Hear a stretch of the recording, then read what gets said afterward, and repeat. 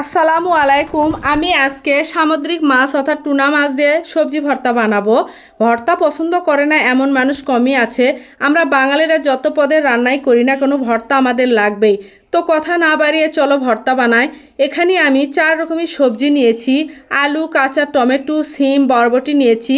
বেশ কয়েকটা কাঁচামরিচ, 1 মুঠো রসুন নিয়েছি, অল্প একটু আদা নিয়েছি, 1 বাটি পেঁয়াজ নিয়েছি। আমি এখানে 5 পিস মাছ নিয়েছি। মাছগুলো আমি লবণ হলুদ দিয়ে মেখে নিব।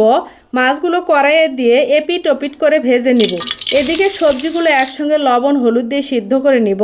একটু লবণ দিলাম, একটু হলুদ দিলাম, একটু পানি দিয়ে চুলায় উঠিয়ে দিলাম সিদ্ধ করার জন্য। এবার আমার সবজিগুলো সিদ্ধ হয়ে গেছে। এদিকে মাছ আমার ভাজা হয়ে গেছে। আমি এর মধ্যে সবজিগুলো দিয়ে দিচ্ছি।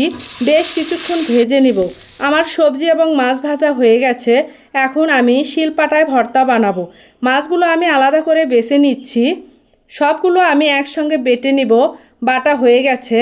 এখন কয়েকটা শুকনা মরিচ বেটে লবণ, কাঁচা পেঁয়াজ, তেল, ধনেপাতা দিয়ে মিক্সড করব। এই তো হয়ে গেল আমার সামুদ্রিক মাছ দিয়ে সবজি ভর্তা। এই ভর্তা দিয়ে 1 থালা ভাত নিমেষেই শেষ হয়ে যাবে। তো আমার এই রেসিপি যদি ভালো লেগে থাকে তাহলে অবশ্যই সাবস্ক্রাইব করতে ভুলবে না। আল্লাহ হাফেজ।